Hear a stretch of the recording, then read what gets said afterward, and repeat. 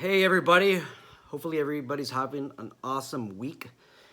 Today's video I'm going to respond to one of you guys, one of my subscribers who asked about careers after becoming a private security officer. A handful of you that watch the channel want to make a transition from private security officer to police officer or any other type of law enforcement officer, but I have to also understand that some of you, especially those of you who are a little bit younger, you want to do something but becoming a law enforcement officer, and we're going to explore that. This video does not pertain to those of you who are assigned to a federal contract, those of you who are assigned to executive protection. Now, when I say executive protection, there's different tiers. There's a second tier of executive protection where you are protecting the celebrity or other executive in such a way that you may not be a close protection agent, and I'll talk about that in a minute. So perhaps you are a perimeter, you're assigned a perimeter. Maybe there's a concert or other festival or other special event, and you're the person that checks maybe IDs, person that checks for weapons, but you're not directly assigned to this celebrity or this executive. You're more assigned to the perimeter. Those of you who are the close protection agents, you're actually up close and personal. If there's some type of threat that were to occur, you would probably go down before this celebrity, something like that, or executive, something like that. Your pay is going to be up there, and you may not be concerned with so much on what the content is of this channel. So first, let's talk about what types of jobs are out there where you could transfer your knowledge, skills, and abilities as a private security officer to something else that's not a police officer. Let me think. You guys, look, it's difficult because the job, knowledge, skills, and abilities from a security officer have an impact on or relevancy to the job description, abilities, and knowledge of a law enforcement officer. I mean, there's a close relation. So I can't think, it's very difficult to think of something directly. And if you have any ideas, please mention. First idea that I have is a private security consultant.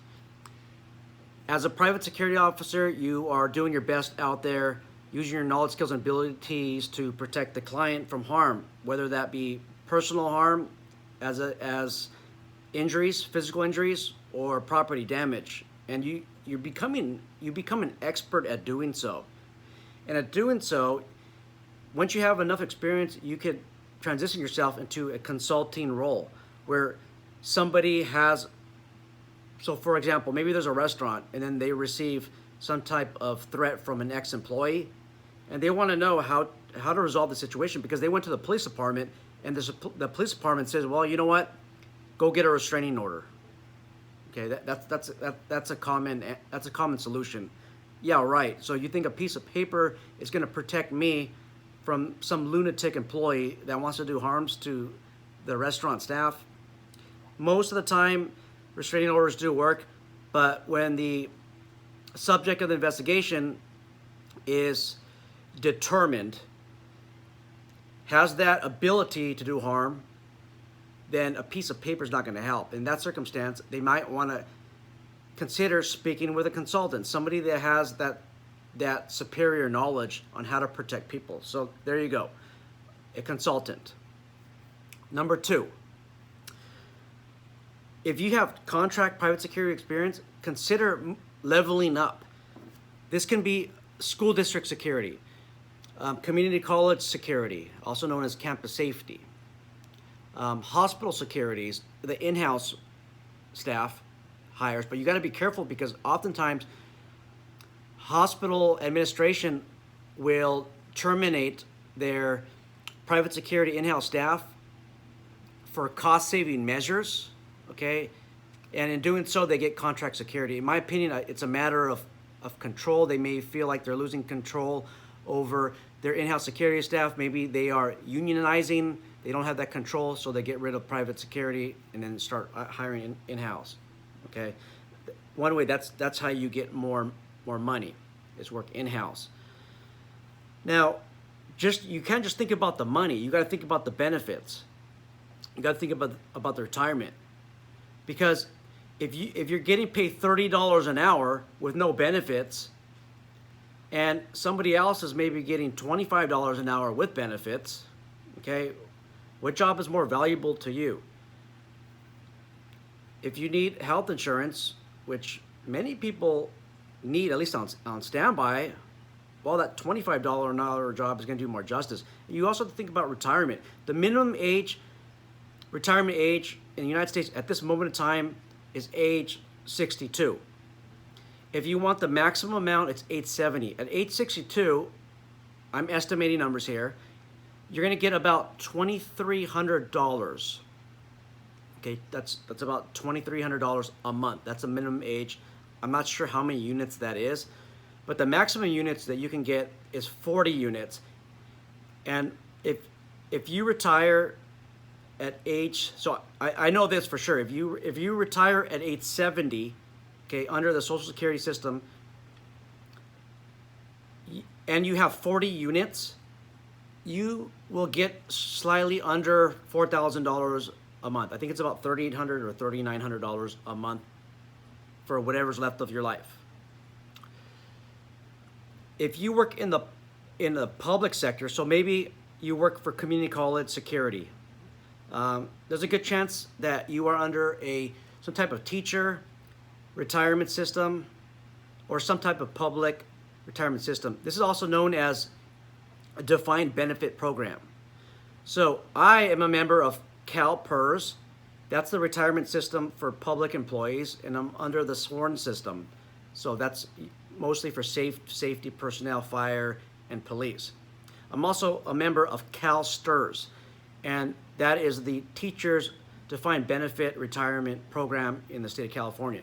Your state probably has something similar if you work for a public employer. Federal government obviously has something different, okay? But if you could get paid a little bit less and you get nearly all of your medical insurance paid, all of your retirement, you have to, a lot of these places make you contribute a certain amount to your retirement, to your defined benefit system. And in doing so, you might lose 9% or even 12% of your salary, or maybe even more, depending on where you're located. But there's some places that might pay for half or almost all of it. Just depends on where you go. But if you can find a job that pays less, a little bit less, but more benefits, look, in the long run, it's going to pay off. I did some calculations. Again, my calculations are not exact, but if you're getting about 30% more than the contract private security officer average, and when I say average, I'm just talking about minimum wage in California, $15 an hour. I know in Florida, I think it was, what was it? Commander Hall commented that I think it was $10 for Florida. So just go about 30%, maybe 35% wages more than that on a public sector security assignment. And at the retirement age of about 62 with 30 years of service, okay, when you retire at 62, you're going to make more retirement than the person that retires at age 70 under Social Security. So I encourage you to do some calculations with whatever agency or employer you want to go to, especially if it's a public employer. Do some calculations to see how much you would get in retirement, you guys. Remember, not everybody lives until age 70, 80. The Social Security system is designed for, the way it's built is they hope that you die before age 70, because if you survive at age 70, and most of you will, many of you will, they're going to have to pay you almost $4,000 a month. Okay, so the government wants you to die early. Same thing with CalPERS, the CalPERS system. In my system, in my state, the retirement age a couple of years ago, until the legislator changed everything around, starting with Governor Schwarzenegger, by the way, used to be able to retire at age 50.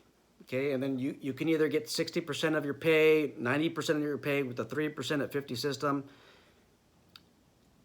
depending, and this is dependent on how many years of time that you did. But somebody generally with 30 years of law enforcement experience with a 3% at 50 formula would generally get about 90% of their retirement for life. I mean, that's a lot, you guys. You get I get retired captains, chief commanders, lieutenants, sergeants, and all kinds of other sworn personnel that are making a lot of money in retirement. Now, there's been an overhaul in the retirement system. Things have changed. Now let's talk about federal contracts. So many private security companies that are attached or contracted with the federal government to provide security services, the employer is required to pay them a minimum salary. From what I know, being near the border, a lot of these private security officers, when you compare paychecks, they're getting paid more by the hour than many police officers in the area. You guys, they're in the mid 30s to $40 an hour. The average police pay in my area is it's slightly lower than that. Okay, so wage-wise, they're getting a lot more. Some contracts require some type of medical insurance be paid out. I'm not sure if there's a retirement system, but a lot of these federal contractors give their employees a 401k match program. Okay, you guys, when you hear the word 401k match, you're basically putting money in and your employer is matching a certain percentage. You can get paid $20 an hour, and if you look at all these benefits, your $20 an hour pay is more valuable than that, especially if you're getting a matching 401k program and all of your health care benefits are paid. But a lot of these contracts require you to pay the employees a certain wage. Now with the cities contracting with the city or local government, they do sometimes have similar minimum requirements on how much to pay your employees. San Francisco, for instance, I'm still developing my management and leadership security course, and in the course we talk about the bidding process with the San Francisco transit lines. There was 3 major companies that put bids, and they are required by law to pay their employees. It was per the San Francisco ordinance. I think it was about $23 or $24 an hour, and there was a scale, and it topped out close to 29. You guys, these are not exact numbers. I don't have those charts in front of me, but government contract security is another way to go.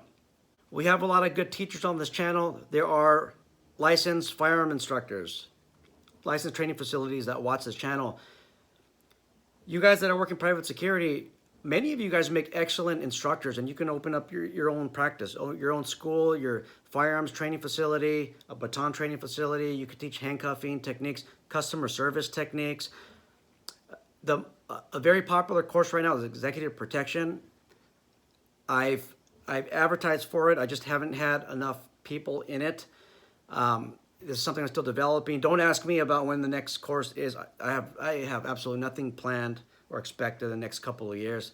But if you offer an executive protection course, I don't care where you're at, please comment in the description below where your course is at. I'm not endorsing anybody, but I want my subscribers to at least consider your company, consider maybe reviews, but I just want them to take a look at these training opportunities that are out there. It's hard to find a good executive protection trainer, but if you offer those services for executive EP training, please give me a link or something, you guys. You're not bombing my YouTube channel or crashing it. That's totally fine.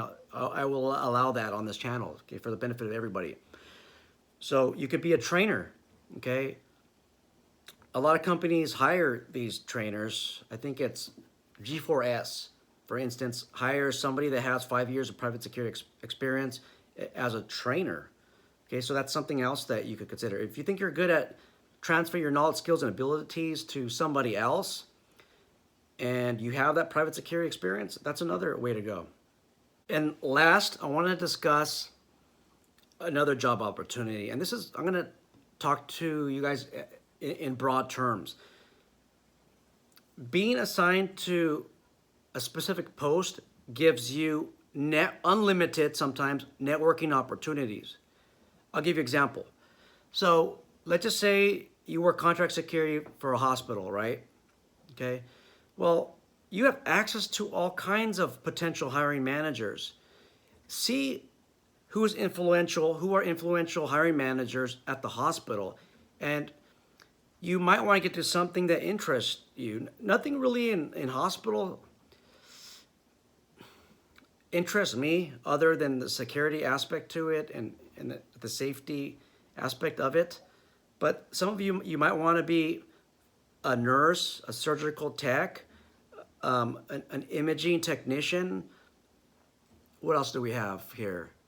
Maybe even a receptionist, you guys. Somebody that that works in the department that checks to see if you have insurance or not. I'm not sure what that term is called, or that title. Okay. There's nurses. There's EMTs in the hospital.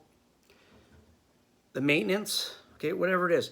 You have so much time, especially in these hospitals. Network with these people, and don't only just network. Whatever job that you want that's in the hospital is not security. You need that job training. You have to try to get the minimum qualifications. Okay. And look, sometimes if you don't have the minimum qualifications, you guys, if a hiring manager likes you, I've seen them change the hiring requirements to accommodate you, to meet an absolute minimum standard where you can apply. And I really don't think every time there's ethical hiring practices, but sometimes they'll open a slot just for you. And they'll do their phantom interviews, okay, pretend like they're gonna consider all these other applicants when they have you, okay, they have you in sight, like a hawk in the sky, okay? I've seen that happen where special positions open up for a special person, okay? Make sure, again, that you develop a good rapport with everybody, you guys. I'm not saying to go out there and kiss their ass. I'm not saying to neglect your job. No, still do your job, but a lot of these job sites, even construction, you're working at a security site, a construction company. Hey, the foreman, you guys. I mean, make friends with the foreman. Obviously, get that knowledge, skills, and abilities that you need to work construction. But there's a direct pathway or direct networking opportunity. Okay. The universities, colleges.